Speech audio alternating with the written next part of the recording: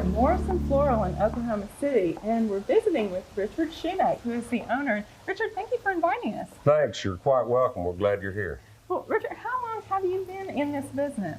Well, I've been here since 1974, so almost my 25th year. Morrison Floral Company has been here since 1949. Wow. So next year's our 50th year. We're really excited about it. That's a long time. Yeah. So, and you guys have been growing your own poinsettias for just about that long? Just about, since about the early 60s is when Horton Morrison started growing poinsettias here and propagating poinsettias for our retail and wholesale sales. Well, since it is the Christmas season, we thought we'd just visit with you about maybe the time frame on poinsettias. Okay. How do you get that finished product in time for Christmas? Okay. Well, over the years, of course, we've changed the way we grow poinsettias, but probably since about '88, we've been buying rooted cuttings in late July or the first week of August. They're about a 4-inch cutting, about like so, rooted plant stock.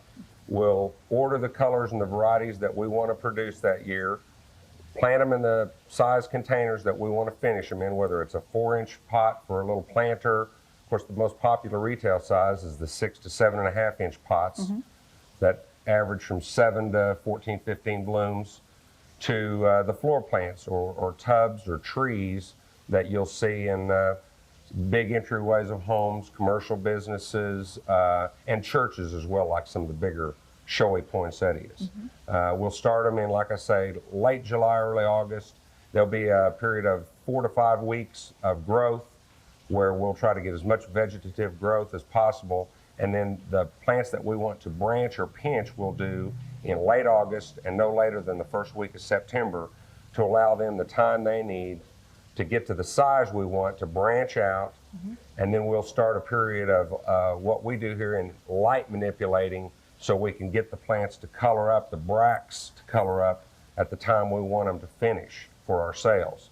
We'll use a 2-week period in September where we will actually run lights on them after the sun goes down to actually lengthen the daylight hours. And a lot of growers tell me, well, that's not necessary now, but if something's not broke, I'm not going to try to fix it. Right. And that's always worked for us. So we will actually give our plants an extra 4 hours of light there in mid-September for a couple of weeks. And then from the 3rd week of September through the month of October, we don't want to break any dark period that they're in. Right. Actually, the period's only about 10 or 14 days, but we go ahead and let it run about 5 weeks, where from sundown to sun up, we don't want any lighting on them, whether a flashlight, a match light, a light switch, no light on our poinsettia crop during that period of time. And basically what that does from going to the really long days to the shorter days, because as you get on into the winter, every day that passes, you have less light. Right. And so when you go from that longer day of light to the shorter days there in October, that actually sets the bud or the bloom. So I can show you on the calendar exactly the day or two that the crop will start turning color, or what we call bronzing. Right. And then over the course of the next 4 weeks, your plant will reach maturity. And of course, the actual bloom to the plant, the Cyathea here, that is the actual bloom, where the color of the petals is what we call a bract, where many people think this is the bloom. Actually, this is the bloom here. And for freshness for the consumer, as far as their education, you want to make sure that your actual flower is not blown out. This is a tight blossom, and that really is an excellent way to buy a poinsettia. That shows you its freshness. That's one key to look for, is that the bloom is actually still tight.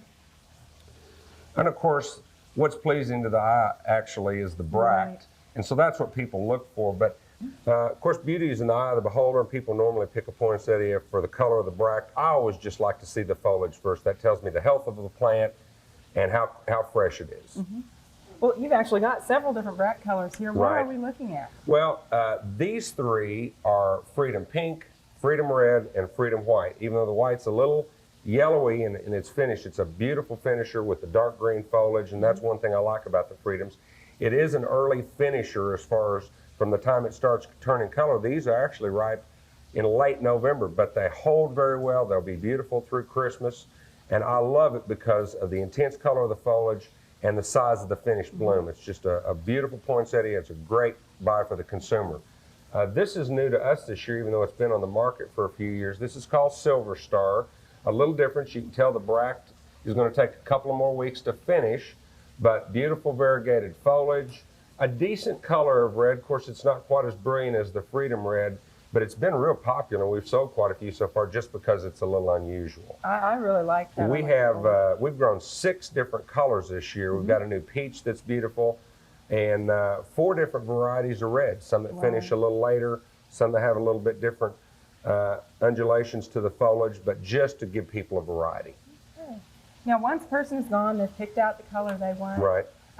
How do they need to care for it so they get the maximum enjoyment out of their poinsettia? Well, as a grower, I feel that I have to babysit this crop from when we started because it takes a lot of care to do the right job as far as producing a plant that's disease-free, that doesn't have white fly problems, which white flies love poinsettias, but to get a plant ready for sale, I feel the grower, if he's done a good job, has taken a lot of work out of really enjoying a poinsettia for the consumer.